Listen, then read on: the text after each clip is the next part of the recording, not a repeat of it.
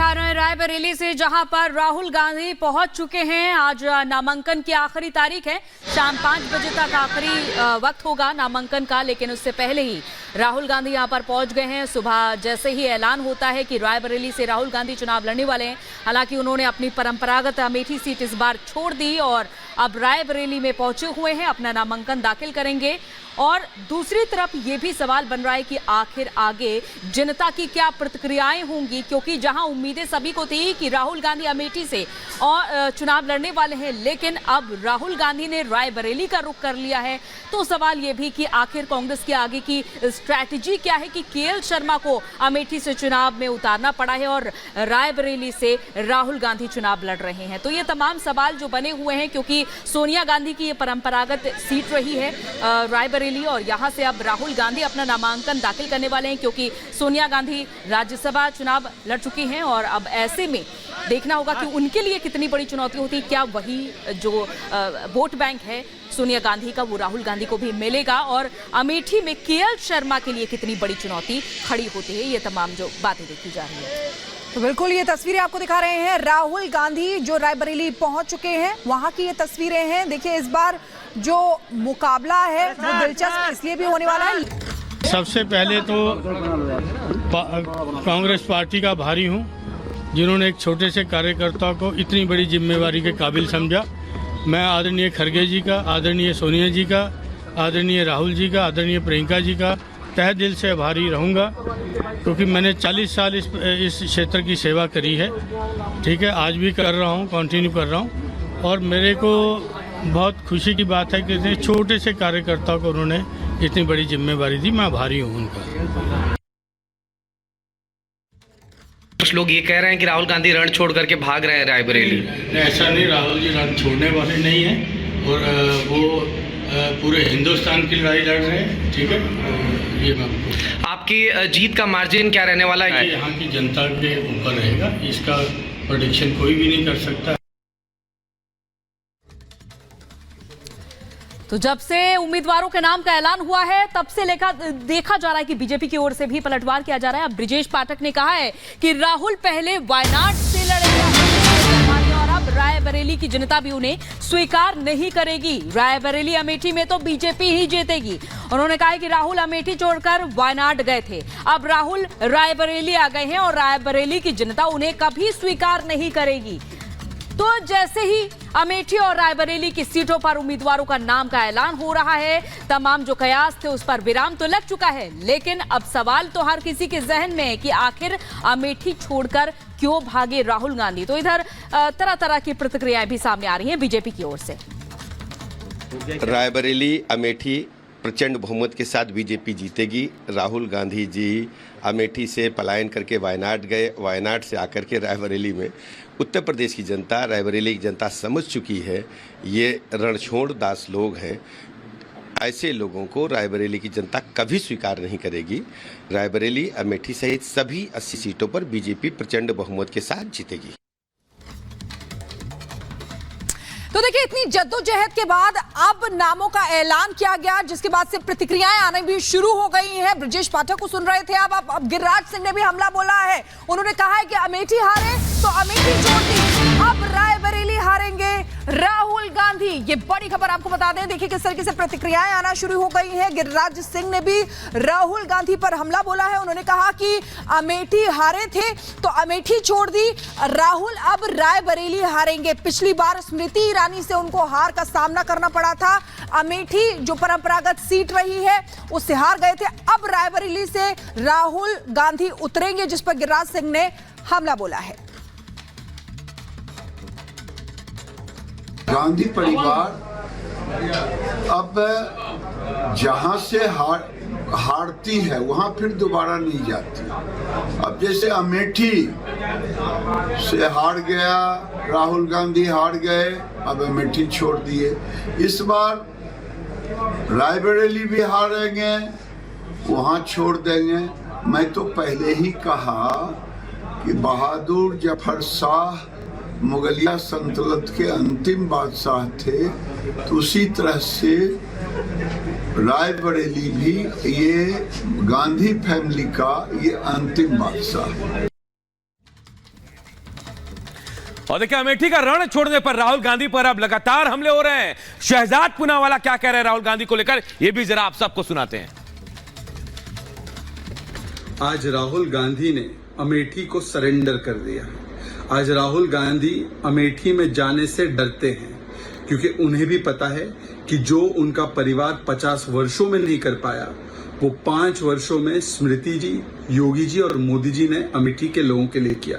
और इसीलिए अमेठी जाने की हिम्मत कांग्रेस के प्रथम परिवार में नहीं है।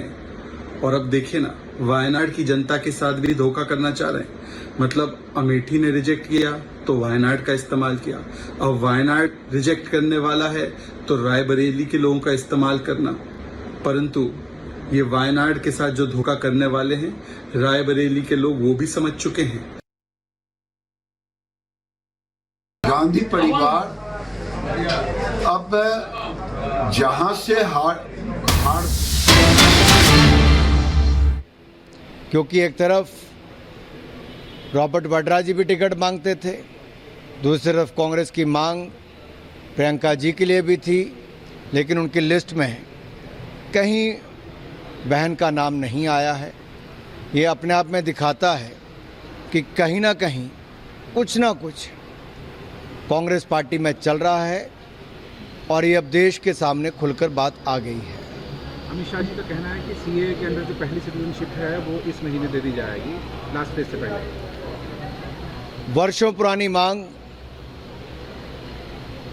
कि जिन लोगों को पाकिस्तान, अफगानिस्तान, बांग्लादेश से धर्मांतरण के लिए मजबूर किया गया, जिनके ऊपर अत्याचार किए गए और जिन्होंने भारत में आकर वर्षों तक यहाँ की नागरिकता का इंतज़ार किया, 2014 से पहले आए हुए ऐसे लोगों के लिए भारत सरकार ने, मोदी सरकार ने सीएए का कानून बनाकर उनके साथ न्याय करने का कार्य किया। अब वो शुभ घड़ी भी आने वाली है जब उनको नागरिकता मिलने वाली है। प्रज्वल रेवन्ना जर्मनी चले गए हैं, आपको नहीं लगता सरकार इस पर बैकफुट पर आ जाएगी? निश्चित तौर पर कांग्रेस की सरकार हाथ पे हाथ धरकर बैठी रही। कानून व्यवस्था कर्नाटक में चरमरा गई है।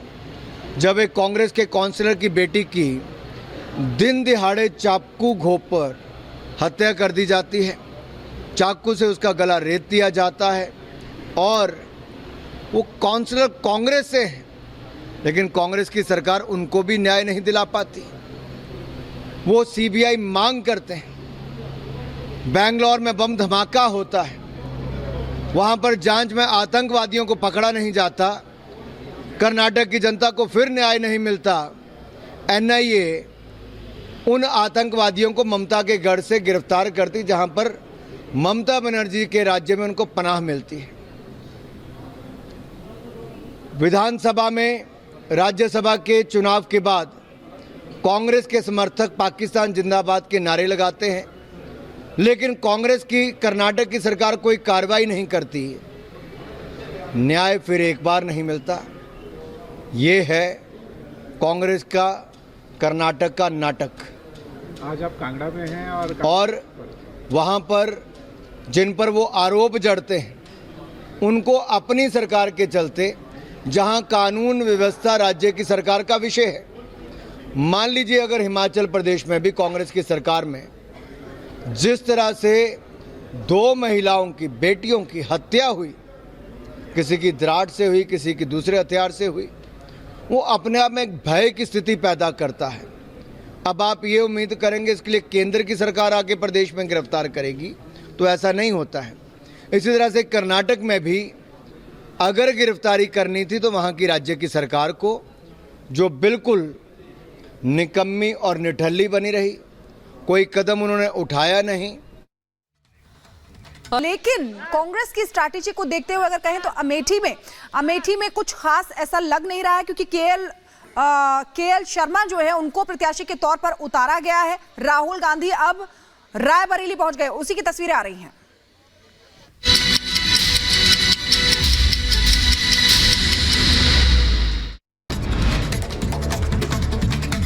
आज रायबरेली से पर्चा भरेंगे राहुल गांधी। कांग्रेस ने जारी की सूची, रायबरेली से राहुल तो अमेठी से चुनाव लड़ रहे हैं केएल शर्मा। केंद्रीय मंत्री गिरिराज सिंह ने राहुल गांधी पर साधा निशाना, कहा अमेठी से हारने के बाद अमेठी छोड़कर भागे हैं, अब रायबरेली से भी हारेंगे राहुल गांधी। राहुल गांधी के रायबरेली से चुनाव लड़ने पर बोले बीजेपी नेता मनजिंदर सिंह सिरसा, कहा राहुल गांधी वायनाड से हार रही हैं, इसीलिए रायबरेली से चुनाव लड़ने जा रहे हैं। यूपी के कांग्रेस अध्यक्ष अजय राय का बयान, कहा अमेठी और रायबरेली दोनों ही परिवार हैं, रायबरेली से राहुल जी हैं, अमेठी से किशोरी लाल जी हैं, लगातार जनता की सेवा करते हैं।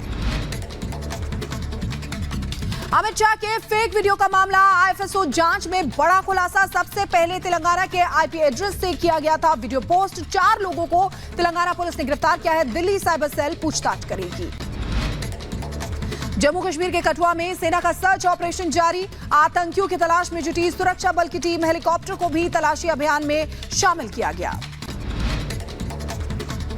मध्य प्रदेश के रायसेन में बीजेपी विधायक ने थाना प्रभारी को मंच से दी धमकी, सुरेंद्र पटवा ने थाना प्रभारी के ट्रांसफर करने की धमकी दी है, थाना प्रभारी ने 10 बजे प्रचार बंद करने को कहा था। सीपीआई नेता अतुल अंजान का निधन हो गया, लंबी बीमारी के बाद लखनऊ में ली अंतिम सांस। यूपी के महोबा में पुलिस और बदमाशों के बीच मुठभेड़ हुई है, 2 बदमाशों के पैर में लगी गोली, तमंचा समेत लूट का सामान बरामद। यूपी के आगरा में 2 गुटों के बीच झड़प हुई है, मामूली बात पर आपस में भिड़े लोग, मामले की जांच में जुटी पुलिस। यूपी के बहराइच में नल की पाइप से टकराई हाई टेंशन लाइन, हादसे में 3 लोगों को करंट लग गया, एक की मौत हो गई। बहराइच में बोलेरो कार और पिकअप वैन में हुई जोरदार टक्कर, हादसे में 5 लोग गंभीर रूप से घायल हुए हैं, घायलों को पास के अस्पताल में भर्ती कराया गया।